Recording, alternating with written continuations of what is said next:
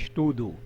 Dando continuidade ao estudo do Apocalipse, chegamos ao capítulo 16, que vai tratar especificamente das 7 últimas pragas finais. E essa, conforme o texto diz, são as pragas que colocarão fim à ira de Deus. As 7 pragas são chamadas finais porque com elas a história do pecado deste mundo termina. Elas terminam com a vinda de Cristo, porque logo após as 7 últimas pragas, então Jesus virá, logo em seguida. Essas pragas revelarão o verdadeiro caráter da geração mais religiosa da história, pois é no fogo que se conhece, né, que vai experimentar e saber quem é de Deus e quem é da besta. É no fogo da provação das pragas que cada um vai revelar sua verdadeira face. E como elas serão derramadas em um contexto de adoração falsa. E essas pragas é para justamente separar o joio do trigo, para não separar propriamente, porque praticamente estará já separado, mas para mostrar realmente quem tomou a decisão certa, mostrar quem está do lado errado e quem está do lado certo.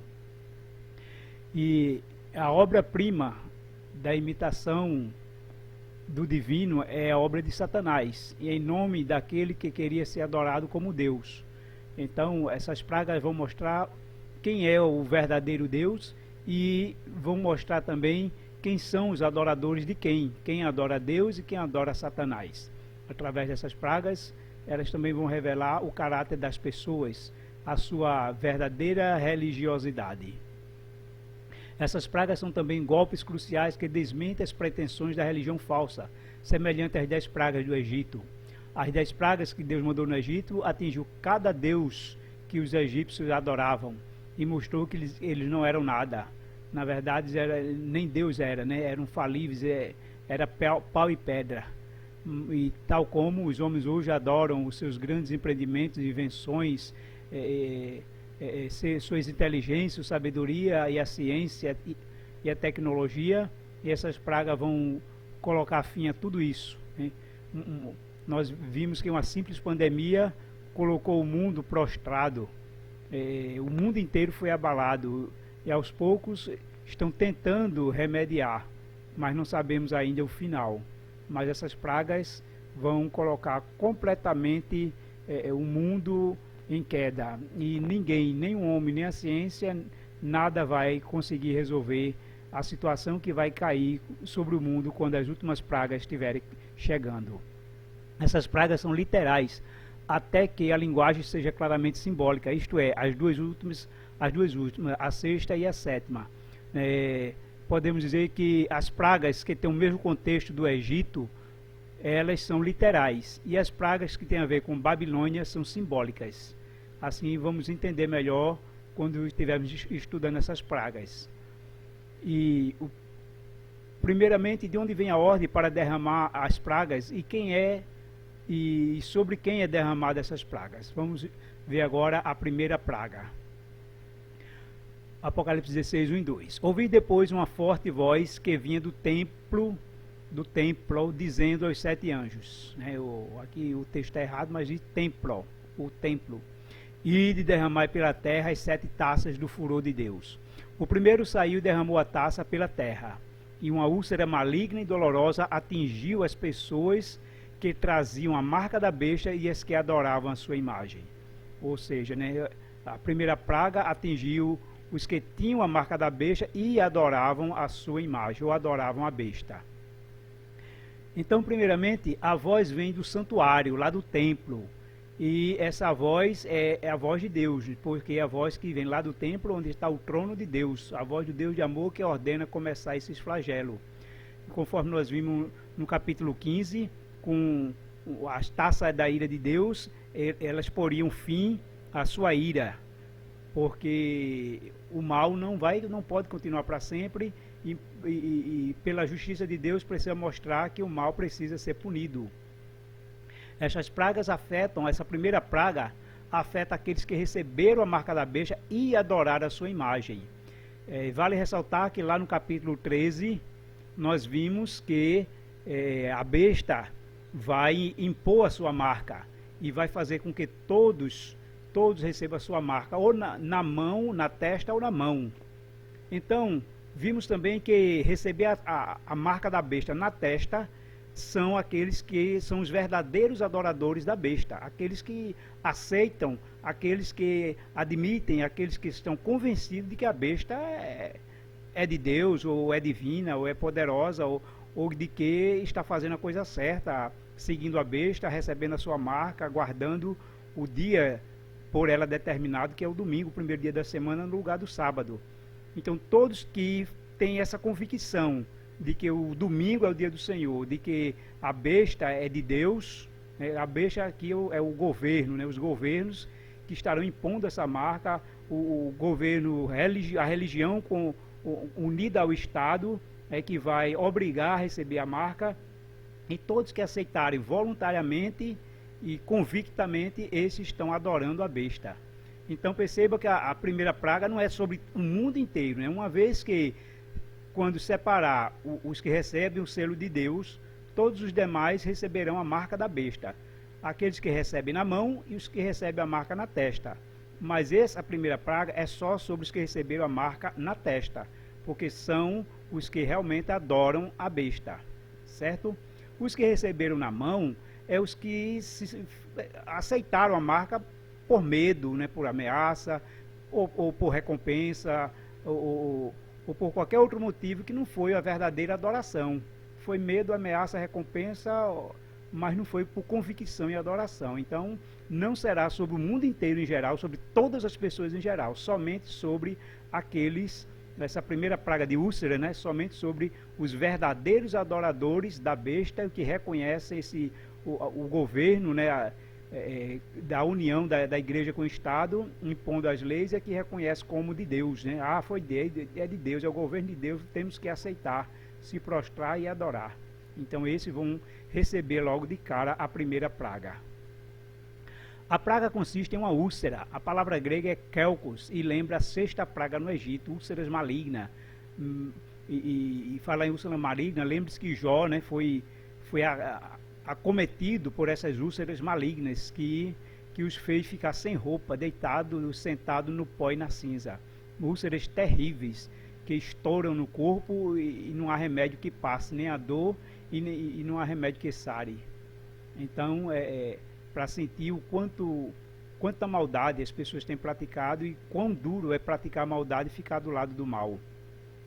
E é uma das maldições da aliança, por afastar-se de Deus, né, por entender que essa praga, qualificada como maligna e pestilência, não será curada pela medicina humana. Não tem quem dê jeito, não há remédio, não há vacina, não há vitamina, não há pomada, não há nenhum medicamento que vai resolver essa praga, pois ela é uma praga da ira e do castigo do mal. Todos aqueles que escolheram o lado do mal, então vão sentir a recompensa da sua escolha, né? Isso é necessário, porque todo aquele que planta colhe. E aqueles que o recebem continuarão aflitos, e sua dor aumentará com a quinta praga, que tirará a escuridão do sol e, portanto, que trará, né, escuridão ao sol e, portanto, frio. E isso aumenta ainda mais as úlceras e a dor daqueles que receberam essa praga, essa primeira praga. Todos os milagres com que o falso profeta impactou os ímpios também serão, vão ver que não foi nada, né? Milagres que agora serão ineficazes, que não vão curar, não vai resolver essa praga em ninguém. Eles vão recorrer a esses sinais e milagres que a besta fez para enganar o mundo, para atrair o mundo para si, mas agora, diante dessa praga, não tem milagre, ou cura, ou sinal, o besta, o pastor, o bispo, o remédio que vai resolver, pois ela realmente tem que fazer o seu efeito e tem que realmente cumprir com aquilo que foi determinado, que é castigar o mal. Que as pessoas estão acostumadas a resolver tudo com a injeção, com o remédio, com a cirurgia, mas essa praga, essa úlcera, não vai ter quem cure realmente, porque é uma punição de tanta maldade que as pessoas estão fazendo e pelas escolhas que fizeram. Agora vamos ver a segunda praga. Apocalipse 16, 3, o segundo anjo derramou a taça pelo mar, e este se transformou em sangue, como de um morto, de modo que todos os seres que viviam no mar morreram. Então a segunda praga feriu o mar, que se torna sangue, e todos os seres vivos do mar morrem. Isso traz fome e horror. Não sabemos se isso vai abranger todo o mar do mundo inteiro, ou seja, todos os oceanos e mares, né? Mas aqui a Bíblia diz que todos os seres vivos do mar irão morrer diante dessa praga em que as águas transformam em sangue. Então, inimaginável não só o efeito lá na água de milhares e milhares de peixes mortos, milhões, né? E esse efeito que vem para a terra, né? Já que todo o efeito do mar, de vento e de controle de clima e temperatura, o mar traz esse equilíbrio e vai provocar um grande efeito na terra. Então será terrível para que as pessoas sintam, né, que acham que pode resolver todos os seus problemas no céu, na terra e no mar, mas cada praga, a primeira atingiu a terra, a segunda o mar. E a terra e o mar eram dominados pelos dois animais de Apocalipse 13, né? A primeira besta que sai do mar e a segunda besta que sai da terra. E ninguém vai resolver esse problema, porque tanto a besta da terra como a besta do mar vão ver que são inúteis, que são nada diante dessas pragas, porque elas não vão conseguir resolver essa situação que vai ocorrer. Essas pragas, esses cenários estão agora feridos com as duas primeiras pragas, mostrando o Criador que tem um domínio real sobre o mundo. Não é o homem que acha que pode tudo, que resolve tudo, mas eles vão se revelar impotentes diante dessa situação. Deus está no controle de tudo, sempre esteve e continua a estar, e vai mostrar que Ele está no controle, porque o mal não durará para sempre, e o mal precisa ser punido para mostrar o quanto ele é mau. Só Deus realmente é que é a fonte de todo o bem. E a terceira praga? A terceira praga, ela caiu sobre... Então a terceira praga nos diz o texto bíblico: e o terceiro anjo derramou a sua taça nos rios e nas fontes das águas, e se tornaram em sangue. E ouvi o anjo das águas que dizia: justo és tu, ó Senhor, que és e que eres, e santo és, porque julgaste estas coisas. Visto como derramaram o sangue dos santos e dos profetas, também tu lhes deste o sangue a beber, porque disto são merecedores. E ouvi outro anjo do altar, que dizia: na verdade, ó Senhor Deus Todo-Poderoso, verdadeiros e justos são os teus juízos. Então os anjos reconhecem que Deus é justo ante tanta maldade da humanidade em derramar sangue, não só nas guerras, mas também massacrando o povo de Deus, perseguindo e matando. Então agora percebo que a praga é literal, porque eles falam realmente que as pessoas terão sangue a beber, uma vez que mataram, né, principalmente o povo de Deus. E então o sangue aqui é literal, não é simbólico. E isso nos informa de que verdadeiramente os rios se transformarão em sangue, já que também o mar antes, né, na segunda praga, também se transformou em sangue. Agora é a vez dos rios e de todas as fontes das águas. Não adianta cavar poços, né, porque afetou os rios, a nascente de água fresca, qualquer poço, rio, cacimba, tudo vai ser afetado. Não terá nenhuma água limpa para se beber, todas estarão transformadas em sangue. É claro que essas pragas elas serão rápidas, né? Não durarão muito para a volta de Jesus. Então não haverá mais uma reserva de água adequada para beber. Pode ser que essas pragas no máximo elas durarão 7 dias. Também pode ser que elas não sejam mundialmente, ou seja, água do mundo inteiro, mas a Bíblia não traz essa ressalva. O que podemos entender é a brevidade, não vai ser uma eternidade de água com sangue, não vai ser anos ou meses, porque Jesus vai vir logo, é questão de dias. Os justos, claro que os justos terão sua água limpa, eles serão preservados. Deus diz lá em Isaías 33:15 que o seu pão lhe será certo, né, e as águas serão dadas para o povo de Deus que estará em refúgios, estará em lugares isolados. Deus providenciará a água dos justos. Mas aquelas pessoas que bebem sangue são as mesmas que derramaram o sangue dos santos. Agora vamos para a quarta praga. O quarto anjo derramou a taça sobre o sol, e foi dado o poder ao sol para queimar os homens com fogo. Estes foram queimados pelo forte calor e amaldiçoaram o nome de Deus, que tem domínio sobre estas pragas. Contudo, recusaram arrepender-se e glorificá-lo.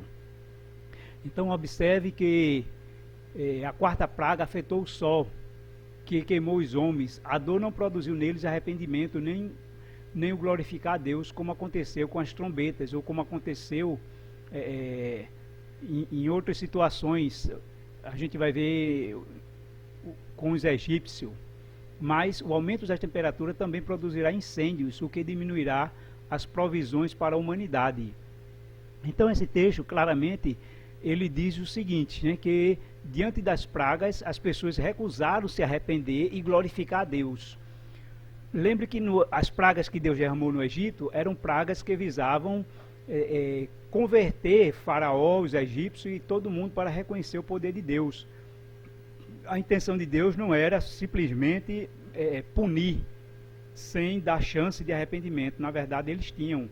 Mesmo quando a Bíblia diz, né, que Deus endureceu o coração de Faraó, na verdade o que Deus está dizendo, uma tradução do original, né, o entendimento do original é o seguinte: Deus disse a Moisés, é como se Deus estivesse dizendo a Moisés: Moisés, você vai derramar essas pragas no Egito, mas Faraó não vai ceder, ele não vai deixar meu povo ir. Eu sei que ele não vai, mas mesmo assim você vai fazer essas pragas cair para que eles vejam o meu poder. Então Deus, na sua onisciência, ele já previu que Faraó não iria se arrepender. Não era realmente que Deus estava endurecendo, impedindo que Faraó se arrependesse, mas Deus estava prevendo, e ele tinha a oportunidade de se arrepender, porque quando Israel saiu do Egito, não saiu só, saiu um misto de gente muito grande, não só egípcios, como de outras nações que os egípcios escravizaram. Então, além dos israelitas, muitos outros povos que viram o poder de Deus e resolveram sair junto com o povo de Israel do Egito. Então tiveram a chance de reconhecer o poder de Deus em meio às pragas e aceitá-lo. Então quando essa praga, a quarta praga, vai cair como um sol quente, se eles se recusam a se arrepender, é porque eles têm chance, podem se arrepender, poderiam, né? Porque como é que Deus poderia dizer que eles poderiam se arrepender sem realmente não tivesse essa chance? Ou seja, se a porta da graça estiver fechado, então eles jamais teriam como se arrepender. E isso também mostra que eles não reconhecem seus erros nem suas maldades. Eles não têm não mostram nenhum remorso por tudo que fizeram, pelas escolhas que fizeram. Não reconhece a Deus como Senhor e nem se arrepende de nada que fizeram. E será que eles se arrependessem teriam chance? Então as pragas mostram não só o Deus, né, o Deus que está castigando, está punindo, mas ainda assim nas pragas Deus está dando uma chance para se arrepender e para glorificar o nome de Deus. Mas aqui mostra que Deus já está prevendo que eles não vão se arrepender, não vão reconhecer o poder de Deus. Na sua onisciência, Deus está prevendo, embora eles tenham chance de se arrepender, porque se a Bíblia diz que eles se recusaram a se arrepender, porque eles teriam chance, caso queiram, e assim passar para o lado de Deus. Agora vamos ver a quinta praga. Qual é o alvo dessa quinta praga? Sim, falando um pouco dessa quarta praga, né, nós temos um exemplo lá no Canadá, onde as temperaturas alcançaram cerca de 50 graus e mais de 500 pessoas morreram com insolação ou com calor. Então já é um anúncio do que virá mais para frente com essa quarta praga, que será muito mais terrível e muito mais abrangente. E a quarta, que é o sol, né? Agora vamos à quinta. Diz o texto bíblico: o quinto anjo derramou a sua taça sobre o trono da besta, cujo reino se tornou em trevas, e os homens remordiam a língua por causa das dores que sentiam. Então, a quinta praga em diante afeta mais de maneira específica o verdadeiro culpado, que é a besta do mar. o trono da besta, o trono do governo que tem trazido esse mal ao mundo, procurando a adoração das pessoas, enganando as pessoas, exigindo adoração, impondo a sua marca, enganando as pessoas como se fosse um Deus que iria trazer paz e prosperidade e cura para as nações. Então, o trono da besta vai ter uma praga específica para eles, e isso vai atingir diretamente essa praga, quando for derramada diretamente lá no trono da besta, que é o papado, que governou esse mundo por 1260 anos e que vai ressurgir, vai ter o seu poder restaurado, ter mais uma vez uma oportunidade de governar o mundo inteiro com uma autoridade universal. E esse trono, não só na pessoa do Papa pessoalmente, mas toda a sua administração será afetada por essa praga. E a praga consiste em escuridão literal, como aconteceu com a nona praga do Egito. E claro que a escuridão literal causa frio, muito frio, e esse frio faz com que aumente a dor das úlceras que teve lá na primeira praga, as úlceras da pele, e mostra o coração endurecido do impenitente. Vimos que a primeira praga é só sobre os adoradores da besta, quando justamente estarão juntamente todos que o adoram e estarão lá no trono da besta. Então esses sofrerão, terão a primeira praga ainda mais angustiante, com essa escuridão que trará frieza e caos ao mundo, e fará com que as úlceras se tornem mais dolorosas. E isso é uma demonstração de que a escuridão física segue a escuridão espiritual, pois eles não se arrependem, eles não reconhecem seus erros, pelo contrário, blasfemam de Deus, falam de Deus como se fosse o culpado e o causador de tudo isso, e não reconhecem que o culpado são eles mesmos. E agora a sexta praga, a praga do Armagedon, é o que nós vamos ver agora. O texto bíblico diz: o sexto anjo derramou a sua taça sobre o grande rio Eufrates, e secaram-se as suas águas, para que fosse preparado o caminho para os reis que vêm do Oriente. O rio Eufrates era uma toponímia da antiga Babilônia. Babilônia foi construída às margens, sobre o leito dos rios. O rio Eufrates passava por dentro de Babilônia. E a estratégia do rei do Oriente, Ciro, foi secar o rio Eufrates para que ele pudesse penetrar em Babilônia, na Babilônia literal. O rei Ciro desviou o curso do rio, então secou a parte do rio que entrava em Babilônia, e assim ele passou por baixo dos muros e entrou na cidade, tomou a cidade e libertou o povo de Israel, fazendo com que todos que quisessem voltassem para Jerusalém. Então a Babilônia simbólica do fim do tempo também está assentada em muitas águas, ou seja, está sobre muitos povos, domina sobre muitos povos. E esses são os símbolos, é a simbologia de águas, que é povos, nações e línguas. E é sobre quem a besta, os governos do mundo governam aqui nesse mundo. Então o ressecamento do Eufrates significa que as multidões perceberam que esse poder é um impostor, e se voltará e tirará todo o seu apoio, se voltará contra ele e tirará o apoio. Não reconheceram que diante das pragas, viram que eles não tiveram poder para resolver nada, viram que eles não curaram as úlceras, não puderam fazer nada contra todas as pragas que surgiram, até a quinta praga. E aí vão perder o apoio, como se perde um apoio hoje político. E por isso que a intenção do diabo, do dragão e da besta é convocar os reis do mundo para convencer a multidão a apoiar, como se fosse para dar o último crédito, desse mais uma chance, a última chance para eles quererem vencer o povo de Deus, vencer a Cristo. Mas percebam que o Armagedon é o que prepara o caminho para a vinda de Cristo, que na profecia que nós vimos de Babilônia e Ciro, era tipificada por Ciro. Ciro veio como o libertador, invadiu Babilônia e libertou o povo de Deus. Sim, Jesus também, o Armagedon é um preparo para a vinda de Jesus, como rei que também vem do Oriente para libertar o seu povo. E anuncia a libertação final desse povo que simbolicamente é retratado como os 144 mil, porque são esses que estarão vivos por ocasião da volta de Jesus.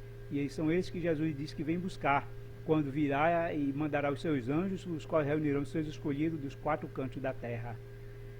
Então o Armagedon é a preparação para o ataque final, para a batalha final, para todas as forças do mal invadir, dar cabo, né, do povo de Deus.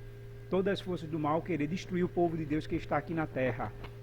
Então a grande praga é que a besta, o falso profeta, o dragão e os reis do mundo perderão apoio popular, porque a obra dele é convencer as multidões agora a último ataque, a última chance, o que vai acontecer justamente na 7ª praga, quando eles agora vão querer dar conta, né, cair sobre o povo de Deus.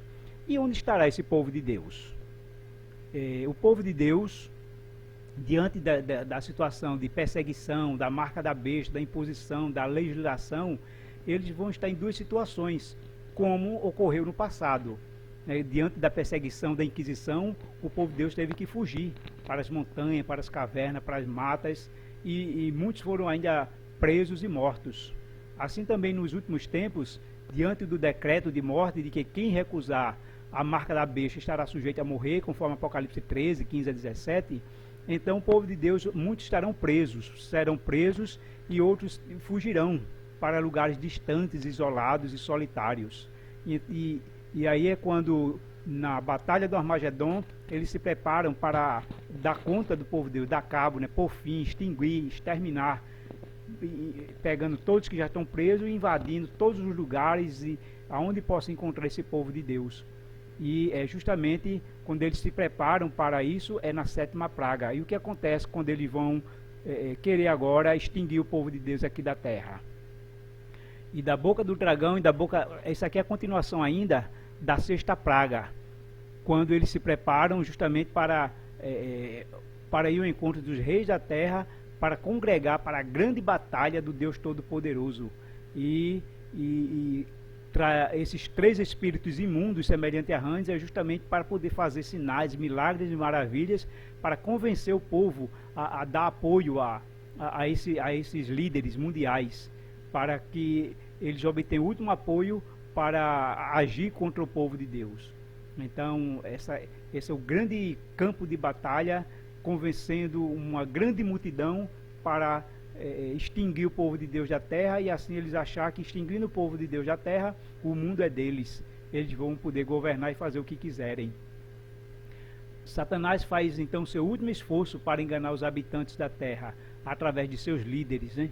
Os líderes estarão enganjados, mas tenta agora convencer o povo a trazer de volta o povo para lhes dar apoio.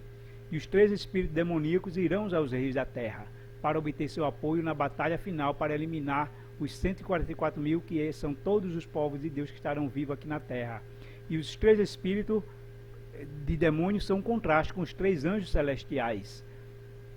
Os 3 anjos pregam antes do final da graça, e esses 3 demônios pregam quando a graça está chegando ao fim, quando agora, diante da última batalha, já não há mais, a partir da 6ª praga, já não há mais agora mudança de lado, né?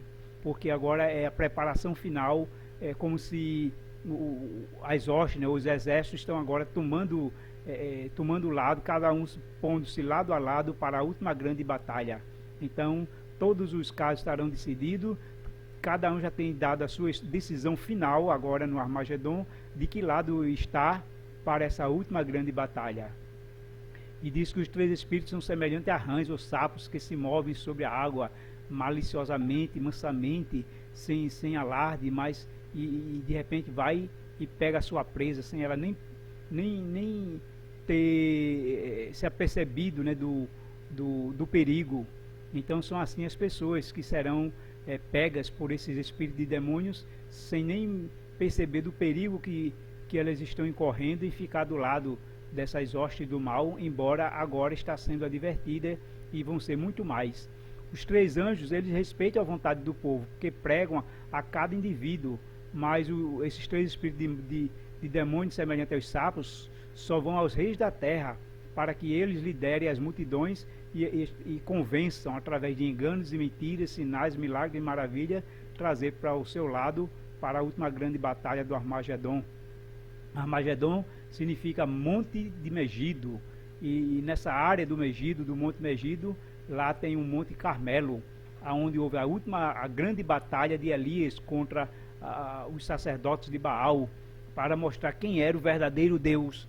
Então, nessa batalha do Armagedon, é a batalha final onde vai revelar quem é o verdadeiro Deus. Nessa batalha, Deus vai se revelar em todo o seu ser e plenitude, mostrar que Ele é o Criador do céu, da terra e do mar, e que os homens, diante de suas ciências, de seus conhecimentos, não são nada e não vão conseguir ser nada diante de Deus. E Elias tem sido um símbolo desse povo que enfrentou todas essas hostes do mal e prevaleceu, como ele disse, né? E só eu fiquei, Senhor. Embora Deus disse a ele que ainda tinha 7.000 que não se dobraram a Baal. Então Deus, a multidão que vai ser contra o povo de Deus vai ser muito maior do que o povo salvo, né? Vai ser do que estarão vivos, né, nessa ocasião. Então o mundo inteiro, a quantidade de perdidos será muito maior, mas o povo de Deus será vitorioso. O Monte Carmelo aqui no Armagedon não é literal, nem o rio Eufrates também. O Monte Carmelo aqui representa, na verdade, é uma batalha mundial, e acontecerá em cada nação e tribo. É um conflito final pela soberania desta terra.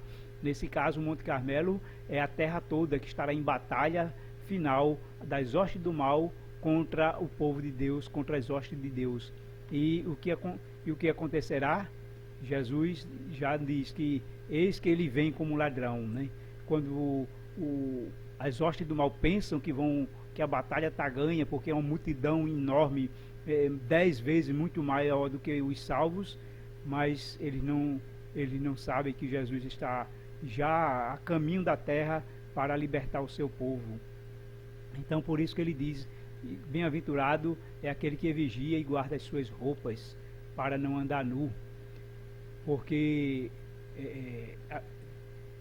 na época do Império Romano, quando um soldado dormia em serviço, e então quando ele era descoberto dormindo em serviço, ele tirava a roupa dele para ele andar nu pela rua, para passar vergonha e saber o que ele fez. Dormiu em serviço, não vigiou quando era para vigiar. E assim, essa expressão de Jesus, que estejamos atentos e vigilantes diante de todos esses acontecimentos, para não sermos pegos nu, né? E passarmos vergonha e ficarmos perdidos. Então, na primeira batalha espiritual desta terra, o antigo dragão ou serpente derrotou nossos primeiros pais. Eles estavam nus e eles ficaram envergonhados.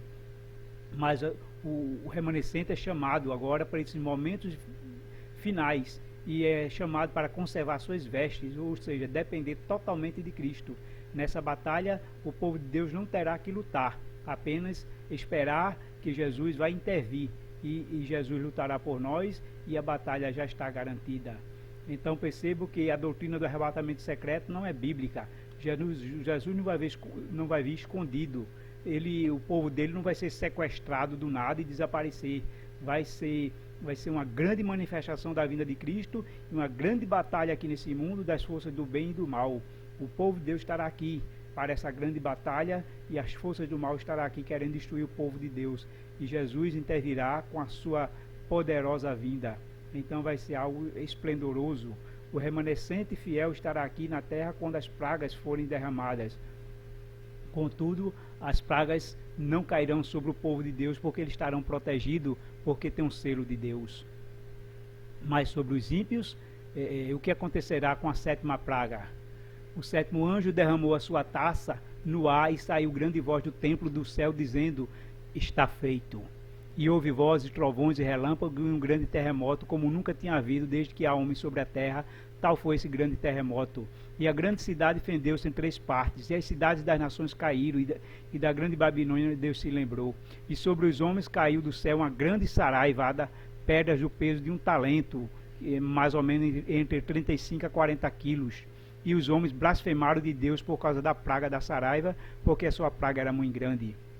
Então, observe dois detalhes nesse texto: o está feito, está consumado, terminou, acabou.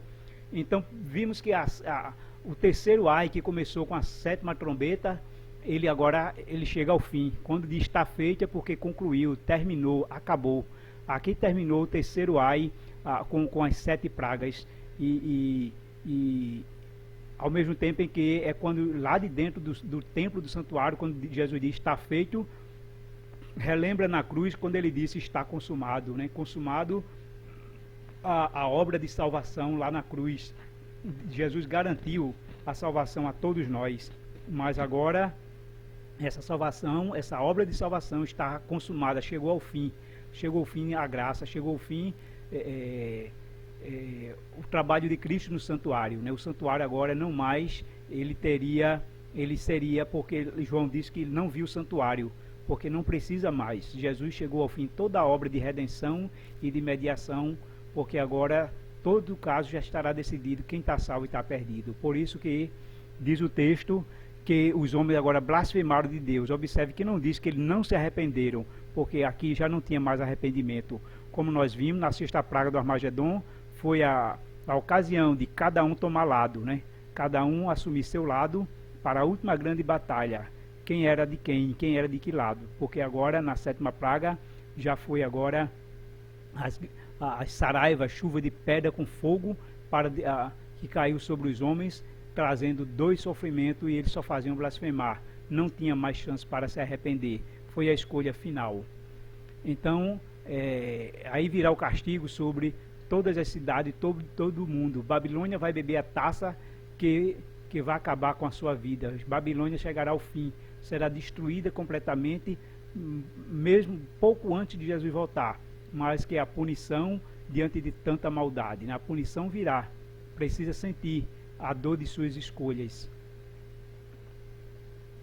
Então percebam que as pragas elas atingirão terra, mar, o sol, o ar, o trono da besta, o grande rio Eufrates. Então as primeiras pragas da terra, que são as feridas malignas, do mar e dos rios que transformarão em sangue, o sol que ficará, haverá uma grande insolação, aumento de temperatura e também trevas sobre o trono da besta, serão pragas literais. Já o grande rio Eufrates é um sentido simbólico da perda de apoio dos líderes que tentarão de novo obter o último apoio para destruir o povo de Deus na sétima praga. Mas aí Jesus intervirá no ar com grandes pedras que cairão sobre os homens para impedir que eles caiam de ataque sobre o povo de Deus. Assim, nós podemos entender que logo a porta da graça será fechada, aí só haverá 2 grupos de crentes na terra: os que ficarão do lado de Deus e os que ficarão do lado de Satanás. Nesse momento será tarde demais para acreditar e aceitar a salvação gratuita que Jesus está dando hoje. Hoje você tem a oportunidade de escolher. Eis agora o tempo sobremodo oportuno, eis agora o dia da salvação. Faça a sua escolha hoje, porque Jesus já está à porta voltando para nos buscar.